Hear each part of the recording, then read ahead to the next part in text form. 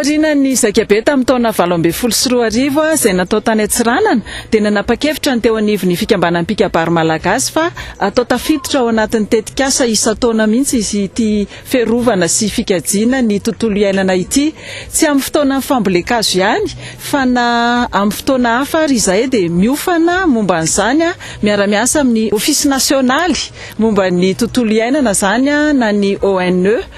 Dia avy eo moa zany manatanteraka an'izao fambolekazo izao. Misy ohatra koa ny fifaninanana kabary mahakasika ny fikajiana ny tontolo iainana dia tsy atao ambava fotsiny ireny na ankabary fotsiny fa andao arahinasa.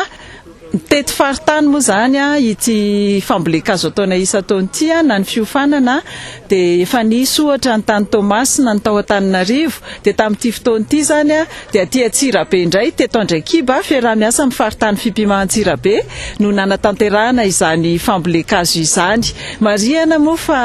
ao anatin'ny ivon'ny fankalazana ny faha-80 taona niorenan'ny Fipima natao tamin'ny alalan'ny Lobarendas tao amin'ny lapan'ny Akademia Malagasy ny Zoma sy ny Sabotsy dia famaranana an'izay ivon'ny fankalazana izay izao fambolekazo eto Andraikiba izao. Tonga maro ny avy any Antananarivo, ny Sampanahitô sy ny Anteroka, ny Pitisy-Pikanto, ny eto amin'ny faritry Vakina Karatra sy Menabe moa efa tsy lazaina intsony fa na ny ampitan-dranomasina aza ny filoha-tsampana Fipima La Réunion zao dia tonga eto ny avy any Norvège, eo ihany koa ny avy any Frantsa.